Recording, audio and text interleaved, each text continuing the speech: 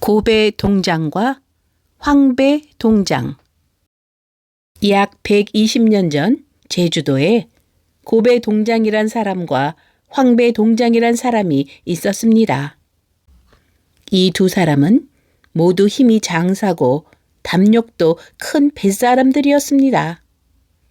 어느 날 밤에 고배 동장이 조천리에 있는 어떤 주막에서 술을 마시고 있었습니다. 거기에 어떤 낯선 사람이 와서 술을 마셨습니다. 가만히 보니까 사람 됨됨이가 늠름하고 기운도 세고 담력도 있어 보였습니다. 그래서 고배 동장은 그 사람 옆으로 가서 술을 한 잔 권하며 인사를 나누었습니다. 그 낯선 사람은 황배 동장이라고 했습니다. 서로 술을 권하며 이런 이야기 저런 이야기를 주고받다가 고배 동장이 황배 동장이를 보고 여보게 황배 동장, 흉년에 굶어 죽은 사람들이 비록 죽었을 망정 죽은 송장이라도 오죽 배가 고프겠나. 자네 그 송장의 입에다 쌀을 한 숟갈씩 넣어주어서 잠시라도 굶어 죽은 혼을 달래줄 수 있겠는가? 하고 말했습니다. 제주도에서는 그 무렵 큰 흉년이 들어 굶주려 죽은 사람의 시체가 사라봉과 별도봉 기슭에 질비하게 누워 있었는데 그 시체들을 보고 한 말입니다. 황배 동장은 허허 웃으면서 그거 좋은 생각일세. 내 지금 당장이라도 가서 송장의 입에다 쌀을 한 숟갈씩 넣어주고 오지. 했습니다. 그러고 나서 황배 동장은 좁쌀을 한 부대 짊어지고 어두운 밤길을 더듬어서 사라봉과 별도봉이 있는 산 쪽으로 갔습니다. 안개비가 내리고 도깨비불이 파랗게 나타났다 꺼졌다 했습니다. 사라봉 가까이 갔더니 질퍽질퍽한 땅에 찬바람이 일고 귀신이 우는 소리 같은 기분 나쁜 소리가 들리며 송장 썩는 냄새가 코를 찔러 숨이 막힐 것 같았습니다. 자세히 보니 엎어진 송장, 넘어진 송장, 쪼그리고 있는 송장, 뼈만 앙상하게 남은 송장, 아래턱을 벌리고 있는 송장, 별의별 송장들이 뒹굴고 있었습니다. 황배 동장은 송장 하나하나를 붙들고 입을 벌리고 좁쌀을 한 숟갈씩 퍼 넣어 나가고 있었습니다. 한 절반쯤이나 갔을까 할 때 저쪽에서 나 먼저 줘! 하면서 벌떡 일어서는 송장이 있었습니다. 황배 동장은 그 소리를 듣고 그리로 쫓아가서 너희놈, 일이란 다 차례가 있는 법인데 네가 뭐라고 먼저 달라느냐. 그 오얏 놈 같으니라고. 하면서 뺨을 한 대 찰싹 때리고 들어 눕혔습니다. 그리고 다시 돌아와서 일을 계속했습니다. 이렇게 해서 그 많은 송장의 입에다 좁쌀을 한 숟갈씩 다 넣어주고 나서 산을 내려와 냇물에서 손을 씻고 세수까지 하고 주막으로 돌아왔습니다. 고배 동장은 코를 골고 자고 있었습니다. 황배 동장은 고배 동장을 깨워 일으켜 송장의 입에다 좁쌀을 한 숟갈씩 다 넣어주고 온 이야기를 했습니다.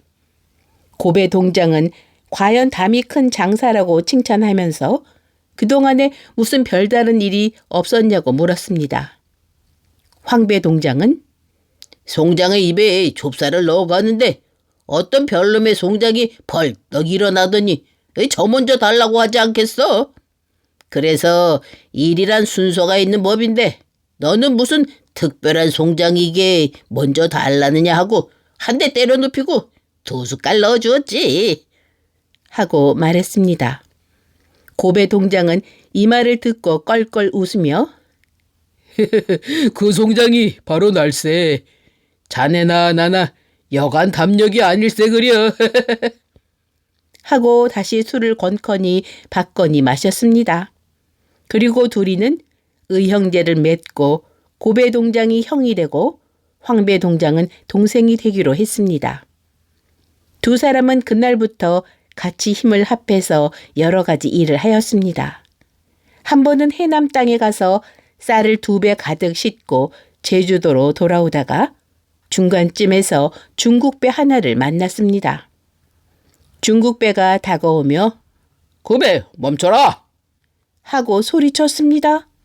고배 동장과 황배 동장은 할 수 없이 돛을 내리고 가만히 있었습니다.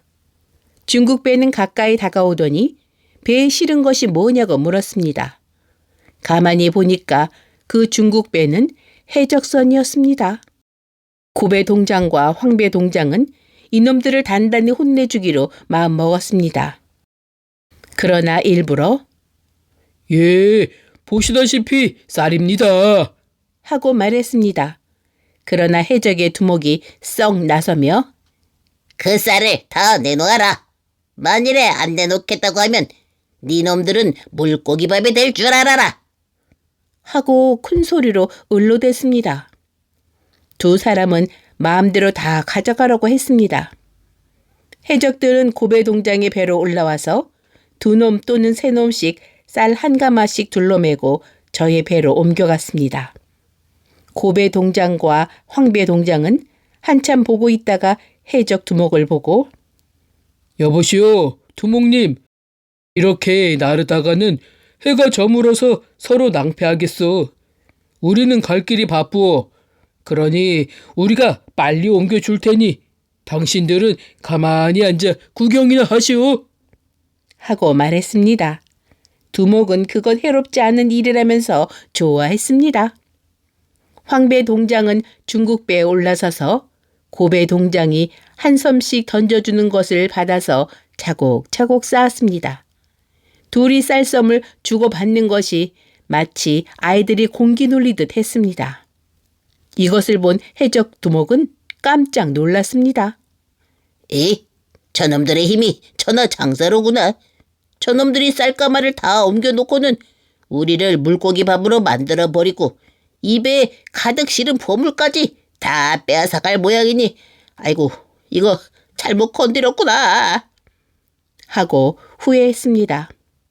그래서 해적 두목은 떨리는 목소리로 여보시오 장사님, 우리가 잘못했습니다.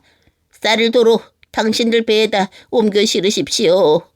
장사님들을 몰라 뵙고 죽을 죄를 지었으니 아이고 목숨이나 살려주십시오. 하면서 제 부하들 보고 어서 쌀을 저 배로 다시 옮겨 실으라고 명령했습니다. 고배 동장은 이것을 보고 내 이놈 듣거라. 나쁜 사람을 공연히 머무르게 한 것도 잘못이거니와 적어도 공자 맹자와 같은 어진 분들이 나신 땅의 사람으로 해적질을 해먹다니 그게 될 말이냐? 다시는 이런 짓을 말아라. 하고 큰 소리로 꾸짖었습니다. 해적들은 모두 엎드려 손을 비비며 사죄했습니다. 그러고는 황주를 7통이나 내주었습니다. 그런데 고배 동장과 황배 동장은 이 더러운 오랑캐 놈의 술을 어찌 선량한 조선 사람이 먹겠느냐? 더럽다. 니놈들이나 실컷 먹어라. 하고 그 술을 받지 않았습니다. 고배 동장과 황배 동장은 비록 섬에 살며 뱃사공 노릇을 하고 있을 망정 정신이나 하는 행실은 이와 같이 깨끗하고 성인 군자 못지않은 훌륭한 사람들이었습니다.